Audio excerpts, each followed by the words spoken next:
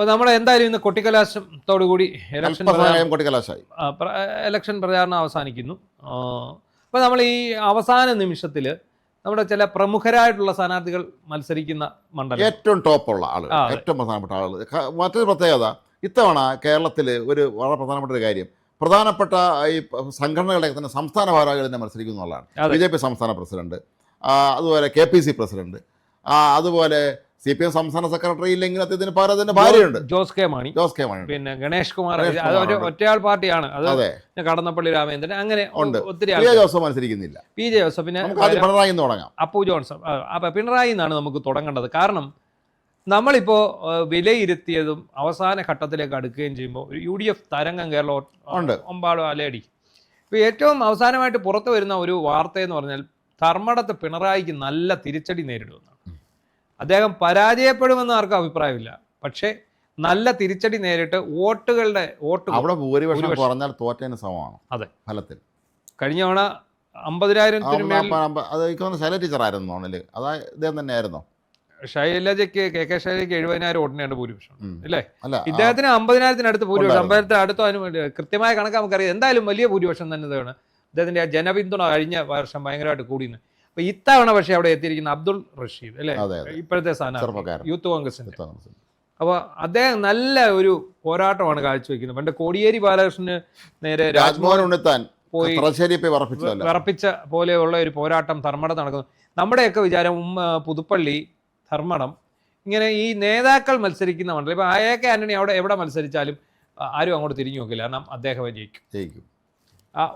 ഉമ്മൻചാണ്ടി മത്സരിച്ചാൽ അദ്ദേഹമേ ജയിക്കും. ഇപ്പം പിണറായി വിജയൻ മത്സരിച്ചാൽ അദ്ദേഹമേ ജയിക്കും. ഈ കുറെ പ്രിവിലേജ് കുറച്ച് നേതാക്കൾക്കേ ഉള്ളൂ. ഇത് രമേശ് ചെന്നിത്തലയ്ക്കില്ല. PD സതീശനുണ്ട്, അദ്ദേഹം മത്സരിച്ചാൽ അദ്ദേഹം ജയിക്കും. ഇത് രമേശ് ചെന്നിത്തലയ്ക്കില്ല. കാരണം രമേശ് ചെന്നിത്തല പലവട്ടം തോറ്റിട്ടുണ്ട്. ഈ പറഞ്ഞ K. മുരളീധരനില്ല. രമേശ് ചെന്നിത്തലയ്ക്ക് ഒരു പ്രത്യേകത, നിയമസഭയിൽ മത്സരിച്ച പോലെ ജയിച്ചിട്ടുണ്ട്, പാർലമെന്റിലാണ് തോറ്റിട്ടുള്ളത്. അപ്പം K. മുരളീധരന് നിയമസഭയിലും തിരിച്ചടിയായിട്ടുണ്ട്, പാർലമെന്റിലും തിരിച്ചടിയായിട്ടുണ്ട്. അപ്പോൾ അദ്ദേഹത്തെ ഒന്നും നമുക്കൊരു ഷുവർ കാൻഡിഡേറ്റ് ആയിട്ട് പറയാൻ കഴിയില്ല. അങ്ങനെ പറയാവുന്ന ഒരു കാൻഡിഡേറ്റാണ് പിണറായി വിജയൻ. പിണറായി വിജയന്റെ ഭൂരിപക്ഷത്തിൽ ഇത്തവണ കുറവ് വന്നാൽ മാത്രം, അതായത് ഈ കഴിഞ്ഞ തവണത്തെ ഭൂരിപക്ഷത്തിന്റെ പകുതിയോ അതിന് താഴെയോ വന്നു കഴിഞ്ഞാൽ അതിനർത്ഥം വല്ലാത്ത മണ്ഡലം തോറ്റതിന് സമമാണ്. ഈ പാർട്ടി ഗ്രാമങ്ങൾ അടങ്ങുന്ന ഈ ഇത്രയും അവരുടെ ശക്തി കേന്ദ്രങ്ങളിൽ അദ്ദേഹത്തിന് വോട്ട് കുറഞ്ഞു പോയെന്ന് പറഞ്ഞാൽ അത് തോറ്റതിന് തുല്യമാണ്. നമ്മൾ അവിടെ നേരെ വടക്കം പറവൂരിലേക്ക് പോകുമ്പോൾ VD സതീശന്റെ മണ്ഡലം. അതെ, VD സതീശന്റെ മണ്ഡലത്തിൽ VD സതീശൻ മണ്ഡലത്തിൽ നിൽക്കുന്നതേ ഇല്ല. അതെ, കാരണം അദ്ദേഹം പിന്നെ പ്രതിപക്ഷ നേതാവായതുകൊണ്ട് കേരളം മുഴുവൻ ഓടി നടക്കുകയാണ്. അദ്ദേഹം എല്ലാവരുടെയും പ്രചാരണം നയിക്കേണ്ടതായിട്ടുണ്ട്. കാരണം അദ്ദേഹത്തിന്റെ നേതൃത്വത്തിലാണല്ലോ തെരഞ്ഞെടുപ്പിനെ നേരിടുന്നത്. അപ്പം വടക്കം പറവൂർ അല്ലേ, വടക്കം പറവൂർ അദ്ദേഹത്തിന് ഓപ്പോസിറ്റ് നിൽക്കുന്നത് മറ്റേ നമ്മുടെ ടൈസൺ മാസ്റ്റർ. BJPയിൽ അദ്ദേഹത്തിന് കോൺഗ്രസ്സുകാർ വത്സല പ്രസന്നകുമാർ, അവർ നേരത്തെ കോൺഗ്രസ് നേതാവായിരുന്നു, അവര് KPC ഭാരവാഹിയായിരുന്നു തോന്നുന്നു, വടക്കം പറവൂർ മുനിസിപ്പൽ ചെയർപേഴ്സണൊക്കെ ആയിരുന്നു, 2 തവണ ആയിരുന്നു എന്നതിന് സംശയമുണ്ട്. അതെ, അപ്പോൾ അങ്ങനെയുള്ള ഒരു സാഹചര്യത്തിൽ അവിടുത്തെ മത്സരം ടൈറ്റ് എന്ന് നമുക്ക് പക്ഷേ ഇപ്പം പറയാൻ പറ്റുന്നില്ല. അത് സതീശൻ തന്നെ ജയിക്കും എന്നുള്ളതാണ്, അത് ഉറപ്പാണ്. കാരണം ജയിച്ചു മുഖ്യമന്ത്രി ആകുമെന്നൊക്കെ അറിയാം. അദ്ദേഹത്തിന് ഭൂരിപക്ഷം കൂടാനാണ് സത്യം, പക്ഷെ പിണറായി വിജയന് ഭൂരിപക്ഷം കുറയും എന്നാണ് നമ്മൾക്കിപ്പോൾ ഒടുവിൽ വന്നിരിക്കുന്ന റിപ്പോർട്ട് പ്രകാരം അദ്ദേഹത്തിന്. അതുപോലെ നമുക്ക് ഇവിടെ നിയമത്തേക്ക് പോവാം. അടുത്ത ഒരു പ്രസ്റ്റീജിയസ്, അതായത് എന്താ പറയുന്നത്, സ്റ്റാർ കണ്ടസ്റ്റ് എന്നൊക്കെ പറയുന്ന പോലെ അതിനകത്ത് ഏറ്റവും ശ്രദ്ധേയമായ മണ്ഡലങ്ങളിലൊന്നാണ് നിയമത്തിൽ ബലാബലമാണ്. അതെ, നിയമം 3 മുന്നണികളും കടുത്ത ത്രികോണ മത്സരമാണ് അവിടെ നടക്കുന്നത്. ശബരിനാഥൻ ജയിക്കാം എന്ന് ചിലർ പറയും, അല്ലെ ശബരിനാഥൻ രണ്ടാമത് വരികയും രാജീവ് ചന്ദ്രശേഖരൻ ജയിക്കും. ഇതേ അവസ്ഥ തന്നെയാണ് ഇയാള് പിന്നെ വി ശിവൻകുട്ടി ജയിക്കാം, രാജീവ് ചന്ദ്രശേഖരൻ രണ്ടാമത്. ഇതിൽ ആര് വേണേലും ജയിക്കാം, ആര് വേണേലും രണ്ടാമതും മൂന്നാമതും പോവാം. അങ്ങനെ 2-3 വിഷയം, 3 പ്രമുഖരാണ്. അതല്ല കട്ടക്കട്ട മത്സരമാണ്. പ്രവചനങ്ങൾ ഇപ്പോൾ നമ്മുടെ പ്രവചനം അനുസരിച്ച് രാജീവ് ചന്ദ്രശേഖരന് നേരെ മുൻതൂക്കമുണ്ട്. ചിലർക്ക് അവിടെ ശബരിനാഥനാണ് മുൻതൂക്കം, മറ്റു ചിലർക്ക് ഇനിയും ശിവൻകുട്ടിക്കാണ് മുൻതൂക്കം. ജോസ് കെ മാണിയുടെ കാര്യം എടുക്കാം നമുക്ക്.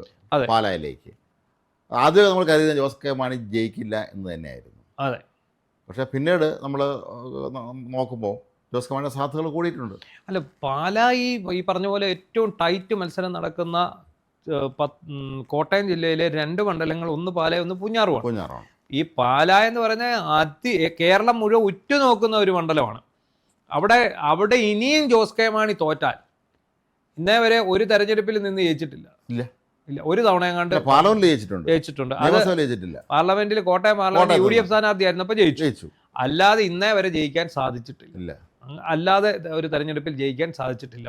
അല്ലാതെ ഈ നോമിനേറ്റ് ചെയ്ത് പോയി എന്നുള്ളതല്ലാതെ ജയിക്കാൻ സാധിച്ചു. ഇപ്പൊ മാണി സി കാപ്പൻ കഴിഞ്ഞ തവണ ജയിച്ചു.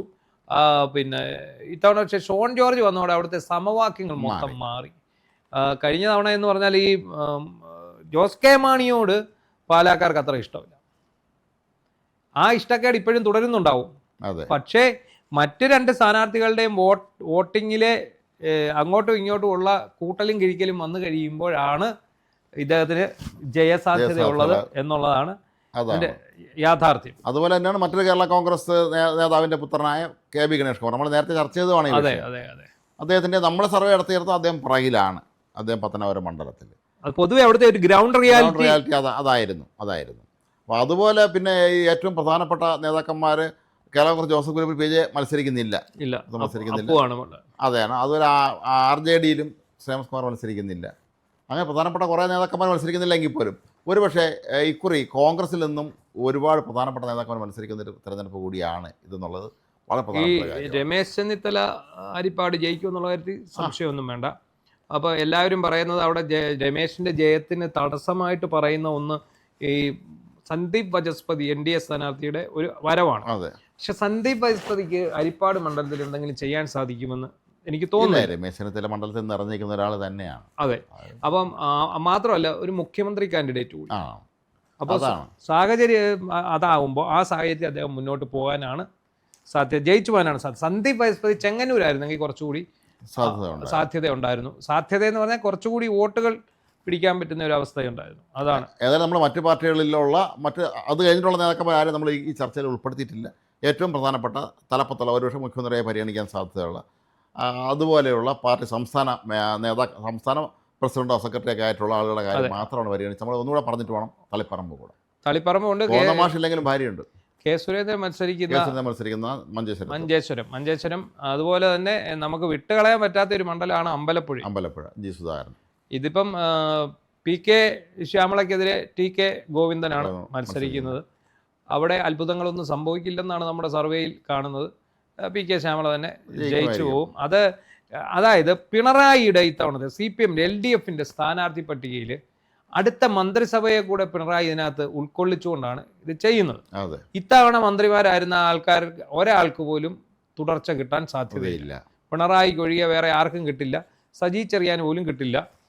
പിന്നെ അപ്പോൾ അങ്ങനെ വരുമ്പോൾ മന്ത്രിമാരാക്കേണ്ട പട്ടികയിൽപ്പെട്ട ആൾക്കാർ ആണ് ഈ പറഞ്ഞ ശ്യാമള വരുന്നത്.